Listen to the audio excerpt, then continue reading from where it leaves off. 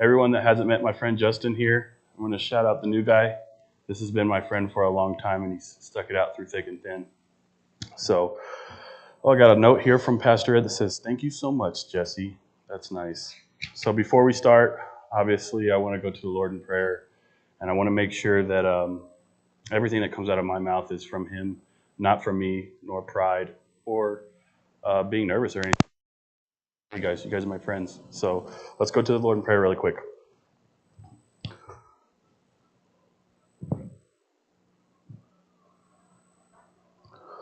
Lord, first and foremost, we come to you today in gratitude. Thank you that we woke up. Thank you that you've put life in our bodies. You are the life in our bodies. Thank you for the peace that you show us every day. Lord, I pray that this message that I preach today is nothing but your word. You gave me a great understanding outside of Buffalo Wild Wings today, and I appreciate that. Hopefully that can be conveyed through my mouth today and into the ears of the listeners. In your son's name we pray. Amen. Okay. Let me grab these really quick. Sorry. So today, if you guys want, you can turn to 1 Samuel chapter 17, verse 1. Everybody here is familiar with this story. I just studied it the way that we're taught to study things. And man, I'm telling you right now, God showed me some. Everybody thinks that David and Goliath is just this big guy and this little guy, and it's almost a play of the tortoise and the hare on how the little guy wins. You don't have to be this. It is that in a nutshell, but much more dense, much deeper than that. So chapter 17, verse 1 will start on 1 Samuel. And before we start, I kind of want to make it clear that this is a story of a spiritual battle and also a fleshly battle, what we deal with every day. It's kind of both into one is the way that I'm seeing it. So we'll start with the first 3 verses. Now the Philistines gathered together their armies to battle, and were gathered together at Shocho, which belongeth to Judah, and pitched between Shocho and Azekah and Ephes-Dammim. And Saul and the men of Israel were gathered together and pitched by the valley of Elah, and set the battle in array against the Philistines. And the Philistines stood on a mountain on the one side, and Israel stood on the mountain on the other side, and there was a valley in between them. Now, what we've been learning is a valley is usually somewhere where a decision needs to be made. Okay? So let's just start at the beginning here and break this down a little bit before we move on. So we know from earlier, Philistines means pretty much running away from your problems. Running away from things that are harming you, that are hurting you with inside of your head, things that you need to deal with, so on and so forth. So we have the Philistines against the Israelites, and we know the Israelites are God's chosen people. So we know there's a problem there. If we keep going, gathered together at Shocho. Shocho means shut, a hedge around something. So these two places are now, there's no running away. We're stuck in between this place. There's a hedge around it. There's a fence around it. There's no running away. We're dealing with this problem. This is a battle that's going to happen one way or another, and we can't get to each other unless we go in the valley to fight. And that's where the decision needs to be made. So we're starting to kind of understand that this can be seen as a problem within ourselves. A lot of people like to read the Bible and look at this guy or that guy or that guy, and usually never choose to look at themselves and see, is this a problem or battle that I'm facing, that I'm going through? So as we keep on going, what was that? Shocho.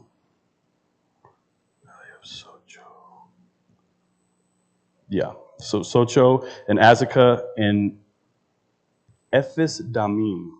So Azekah is to put a fence about. So the same thing. It's just a fence around this problem, this battle that's occurring, or this problem that's occurring within your mind or within your life. You can put it in a fleshly way, you can put it in a spiritual way. Either way, it applies. Okay, and then Ephes-Dammim means the juice of the grape. Also, this can be defined as like guiltiness. The juice of the grape once it's taken out, it's guiltiness. So with that in mind, and Saul and the men of Israel were gathered together and pitched by the valley of Elah. Elah meaning an oak or other strong tree. So wherever they're at right now, on top of their mountain, they're not in the battle yet, is somewhere that's good, strong. They want to stay there, they want to be there, but they know that we can't be here the whole time. We have to fight our battle. And set the battle in array against the Philistines. And the Philistines stood on a mountain on the other side, and Israel stood on the mountain on the other side, and there was a valley between them, the decision. And there went out a champion out of the camp of the Philistines named Goliath of Gath. Now Goliath means to denude, one who denudes Goliath. It's pretty much bearing, husking, stripping, or uncovering. This is something that's going to, okay, if Justin's got a problem that he doesn't want nobody to know it, except I'm the only one that knows it, right? It's like, hey, I'm gonna call you out. I'm gonna make sure everybody knows it. I'm gonna strip you bare. Things like this. And it says Goliath is of Gath. Gath is pressing out grapes, the wine press, pressure. So just picture it. This place, Gath, is pressure. It's pressing out the juice of the grapes. Also, that's where they're camped at, at a place that literally means juice of the grape and guiltiness. So we're coming to realize, like, this whole picture of Goliath and where he's from and these guys and kind of what they represent is just nothing great. There's guilt there.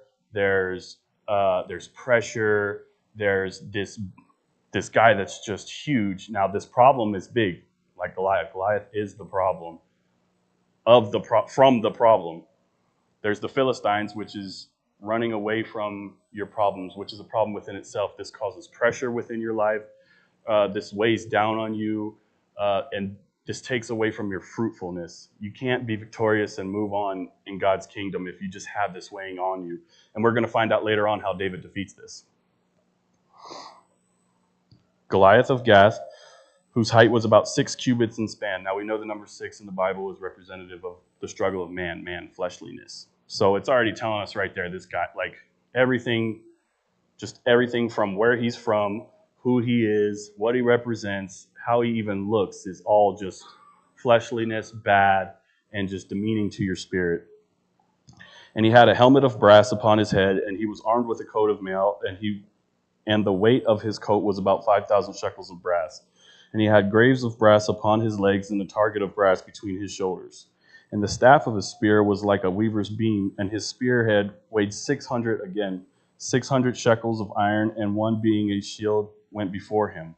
So just right there, we can just pretty much come to a conclusion that now we have an egotistical part of Goliath. This is just something else added on, like this guy has all this armor, he has brass helmet, he's out there, he has a big spear, he has a shield, and another guy holding a shield, he doesn't even have to carry it.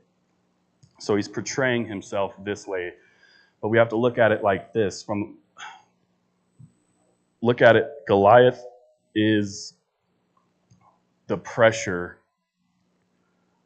the pressure that's holding against you when you're running away from your problems and you're not dealing with them immediately. You're acting like they're not there. Goliath is the problem within you that's going, I'm going to tell. Or nobody needs to know who you are. Or you got to keep this ego up. You can't tell people who you really are. And he's representative of this ego that we have created over time. There's a great quote that I know that goes, I forget who said it, but it goes, the goal is to become who you were before the world told you who to be.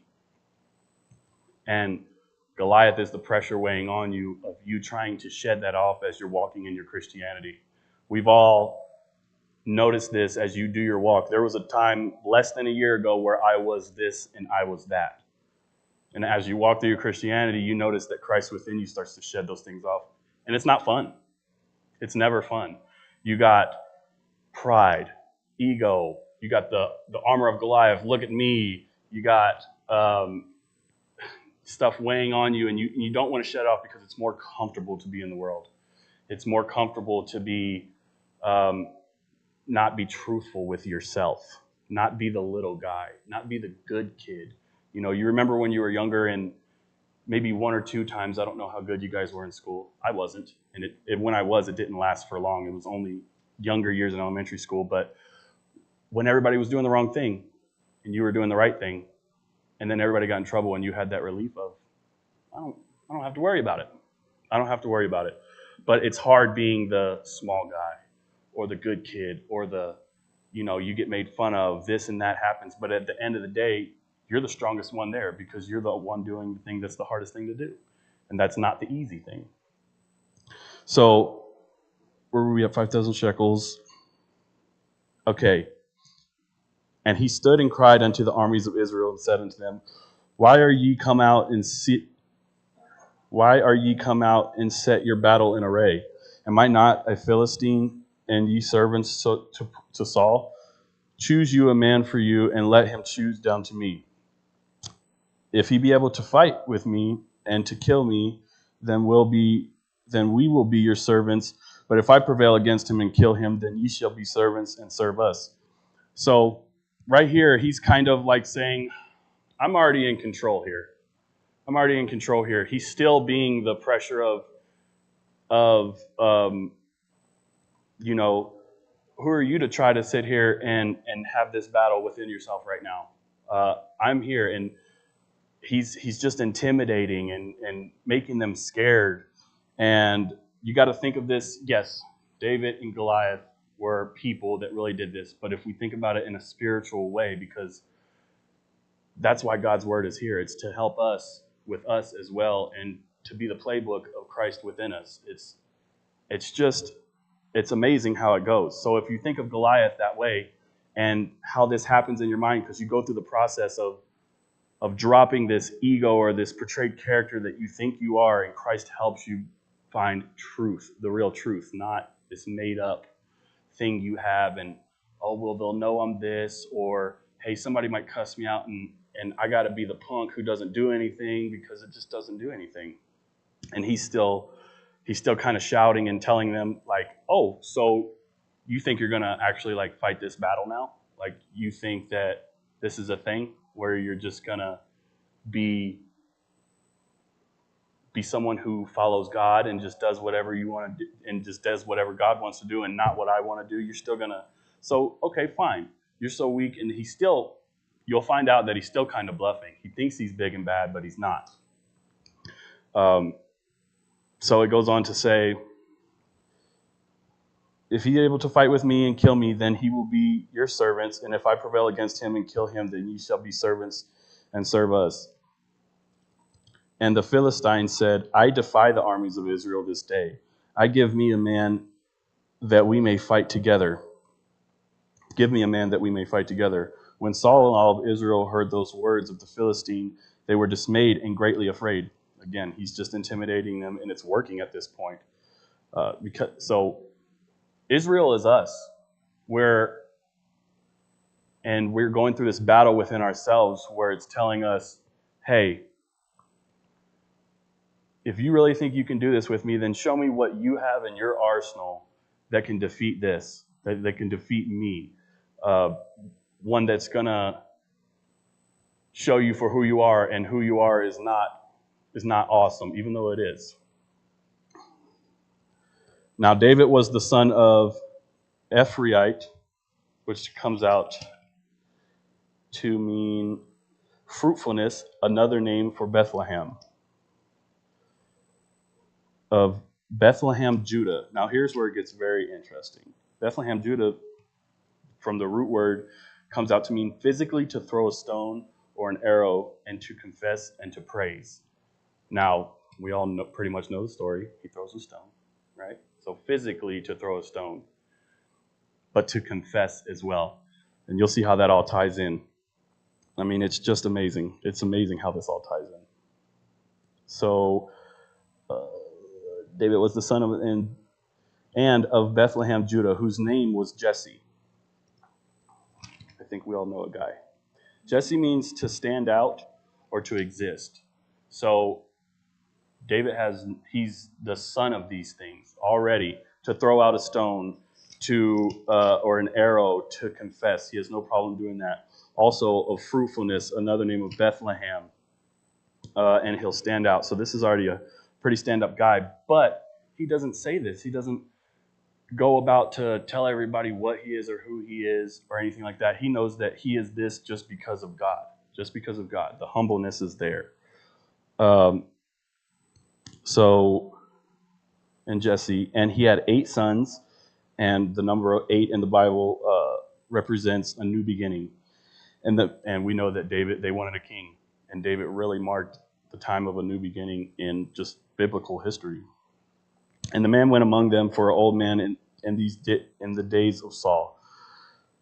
And the 3 eldest sons of Jesse that followed Saul to the battle, his names of his 3 sons that went into the battle were Eliab, and the firstborn, and the next to him Abinab, I think, and the third Shammah.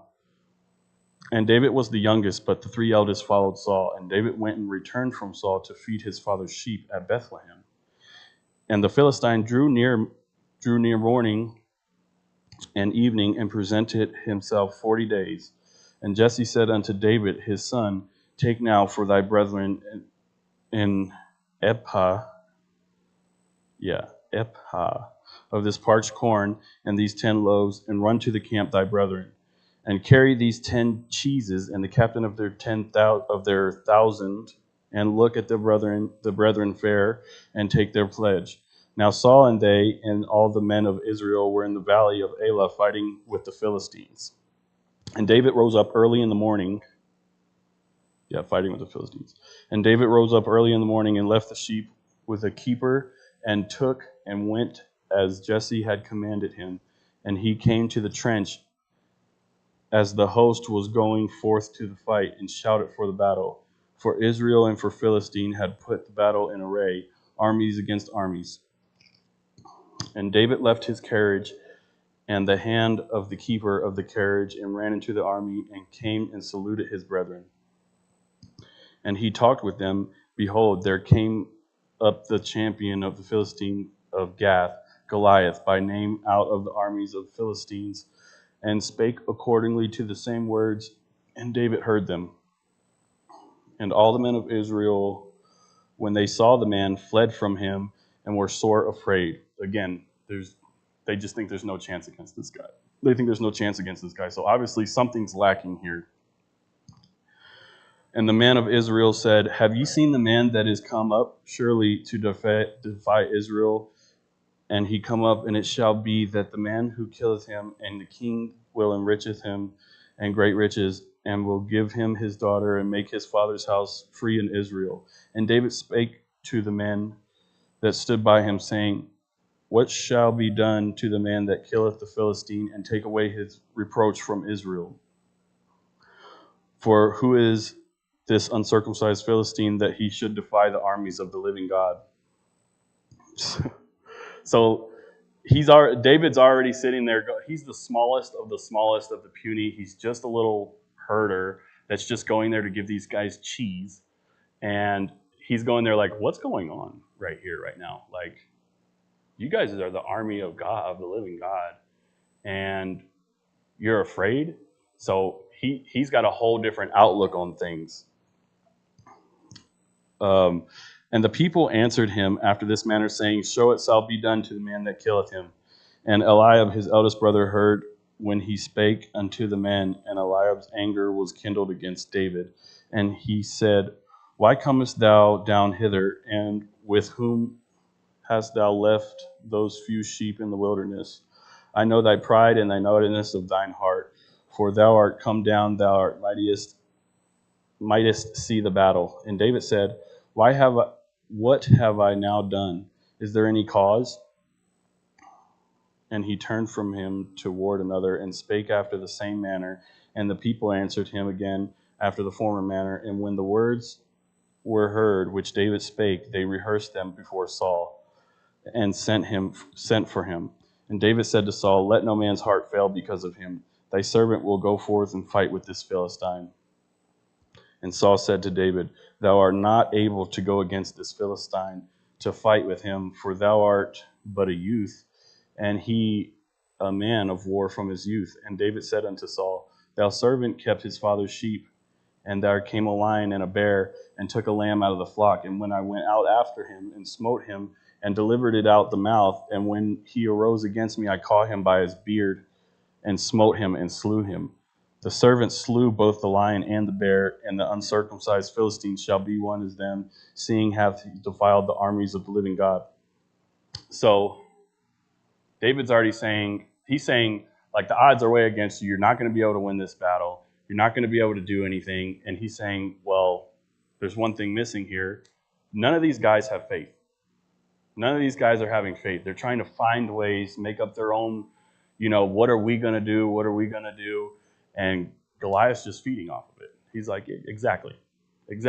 This is who I am. This is what I do in your mind. This is the battle that you're fighting in your mind. And this is exactly how he conquers us. Exactly right there.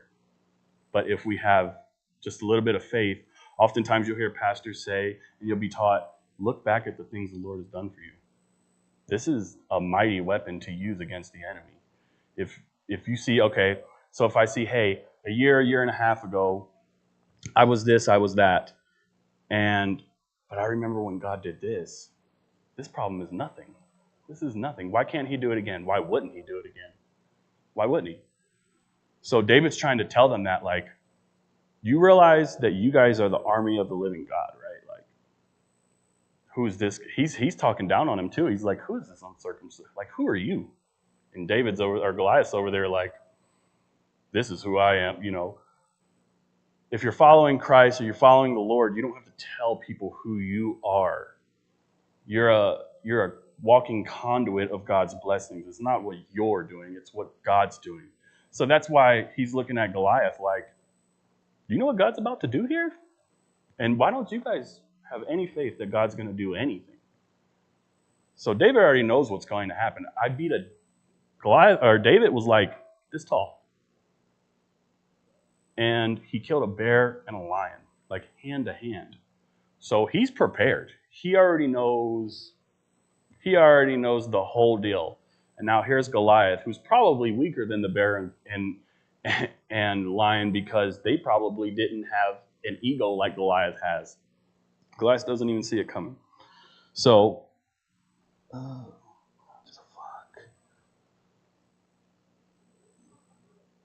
David fathered sheep, and there came a lion. Yes. Thy servant slew both the lion and the bear, and the uncircumcised Philistine shall be as one of them, seeing that he hath defied the armies of the living God. David said, moreover, the Lord that delivered me out of the paw of the lion and out of the paw of the bear, he will deliver me out of the hand of the Philistine.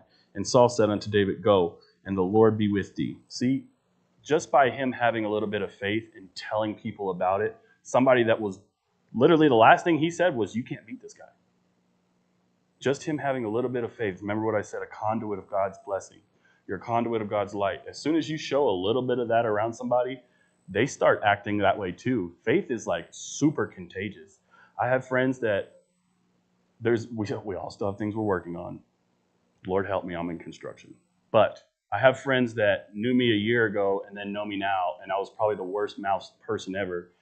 And now I'm saying like crap and darn it and stuff like that. And so they cut down their cussing too. I've even had friends tell me sorry. I'm like, figure it out, man. I don't know. So it's the same thing's happening right here. It's a great example on if you have faith, people around you start having faith as well. And it's our responsibility as well to do that. David, go and the Lord be with you. And Saul armed David with his armor. And this is important. Guys, don't miss this. And Saul armed David with his armor, and he put a helmet of brass upon his head, and also armed him with a coat of mail. And David girded his sword upon his armor, and he essayed to go, and he had not proved it. And David said unto Saul, I cannot go with thee, for I have not proved them. And David put them off of him. Prove being to prove that is true, valid, established, or beyond doubt. So we can start to figure out, we start to see David's spiritual weapons here. He's like, I don't need the armor. I don't need the armor. I haven't proved it. I haven't seen it in battle. I haven't tested it. So I don't need it. It's not of God. And so see how he's looking at Goliath. Goliath has the best armor, the biggest weapons. He's got another guy holding his shield, you know? So he's like, I don't need all this. So therefore, showing more of his faith, and I don't need to be wearing anything. It's just dropping any kind of ego, any kind of pride. Hey, I haven't proved this armor, so I don't need it. That means God says, I don't need this. And David put them off. And he took his staff in his hand and chose him 5 smooth stones out of the brook and put them in a shepherd's bag which he had, even in a scrip, in a sling within his hand, and drew near to the Philistines. So there was an argument a while ago that I heard that said, if David had so much faith, why do you need 5 stones? He was for sure he was going to kill Goliath. Well, Goliath had 4 other brothers. So he was 100% sure that if his brothers wanted some too, it would only take 1 stone to kill all of them as well. And a lot of people don't know that. But when I heard that, I was like, David's pretty cool. So that's why there was 5 stones in his bag. And the Philistine came on and drew near unto David, and the man that bare the shield went before him. And when the Philistine looked about and saw David, he disdained him, for he was but a youth, and ruddy, and fair, and of fair countenance. And the Philistine said unto David, Am I a dog, that thou comest to me with staves? And the Philistine cursed David by his gods. And the Philistine said to David, Come to me. Remember, gods in lowercase g right there. And the Philistine said to David, Come to me, and I will give thy flesh unto the fowls of the air and the beasts of the field. And then David to the Philistine, Thou comest to me with a sword and a spear and with a shield, but I come to thine in the name of the Lord of the hosts and the God of the armies of Israel, who thou hast defied. This day will the Lord deliver thee into mine hand, and I will smite thee and take thine head from the carcass of the host of the Philistines this day unto the fowls of the air and the wild beasts of the earth, and all of the earth that may know that the God in Israel. Now, he's already foreshadowing using his own weapon against him. So he's saying, I'm going to give you to the fowls of the air, this, that, and the other. And then David turned and said, well, I'm coming in the name of the big God, and I'm going to give you to the fowls of the air. I'm going to use your weapon against you with nothing that you have. So it's kind of a peculiar thing to look at, but as you read on, you'll understand what he's talking about. May know that there is a God in Israel. And it's all to prove that there's God. You have faith. People that have faith, and people around them start getting faith, and then God proves himself. It always happens that way. You have faith, real faith, not just saying it. You have real faith, and then whatever you're having faith in, whatever God's pointing at in your life, things start happening, and then people around you that are seeing it start going, what is that? You know? So what he's doing is just strengthening everybody's faith. Now you're going to know that there's a God in Israel. Everybody around you is going to know there's a God in Israel. And all this assembly shall know that the Lord saveth not with sword and spear, for the battle is the Lord's, and he will give you into your hand, and he will give you into our hands.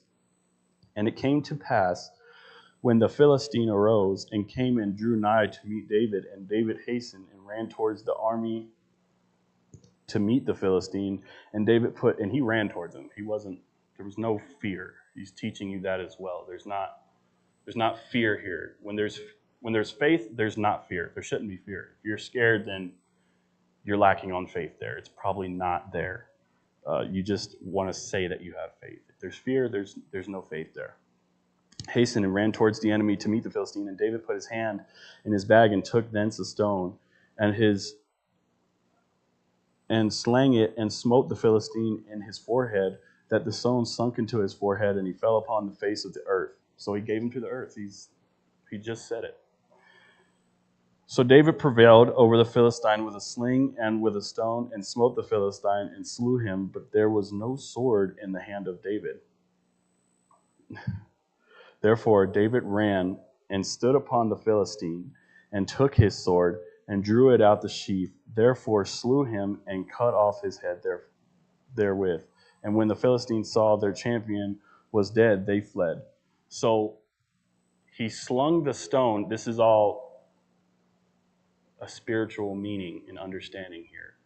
Yes, physically, in ancient times, a little man David slung a smooth stone to kill a big old guy, Goliath.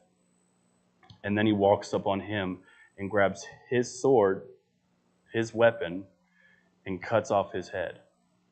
So David's saying, pretty much what's going on here is David saying, I don't need what you have. It says that he's of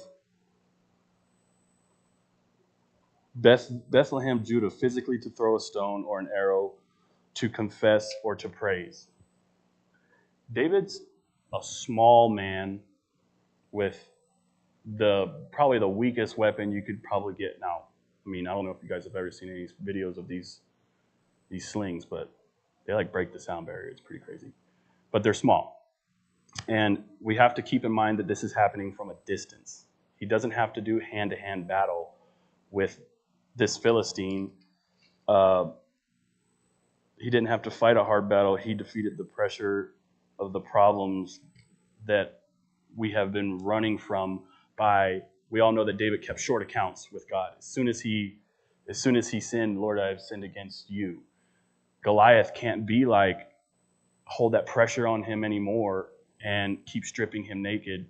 He already did that when he took the armor off just to show Goliath. You strip people naked and shed them off, like showing their layers of what people are hiding, the sins and problems of your life that you're hiding. Goliath had that pressure against you of, they'll know who you are. They'll know your sins. They'll know this or that and the other. Well, if you confess immediately to God, you're not ashamed of yourself. The shame goes away. And this is what David is showing. As soon as Saul tried to put a layer over him, something to guard his nakedness, he was like, I haven't proven that. I don't want this armor. I'm here. This is what I am. I'm here. God sent me. I don't need anything to guard me. What you see is what you get. And through my faith, I'll win. So that's what he's showing here. So he went up with that, his nakedness. So he took Goliath's sword, his weapon, and chopped off his head with his own weapon. And they fled. And the men of Israel and Judah arose and shouted and pursued the Philistines until they come to the valley of the gates of Ekron. And they wounded the Philistines, and the wounded of the Philistines fell down by the way of Sharaim, even unto Gath and unto Ekron. And the children of Israel returned from chasing after the Philistines, and they spoiled their tents. And David took the head of the Philistine and brought it to Jerusalem, and he put his armor in his tent. So I'll just stop right there. I can't do a whole hour like Pastor Ed, but it's a good place to stop. And notice right here, it's important before we end, when and David took the head of the Philistine and brought it to Jerusalem and put his armor in his tent. So he uses his own weapon. He's got Goliath's armor and puts it in his tent. So everything that he was trying to use against the children of Israel, David defeated and took from him and used against him. So God beat him like 100-fold.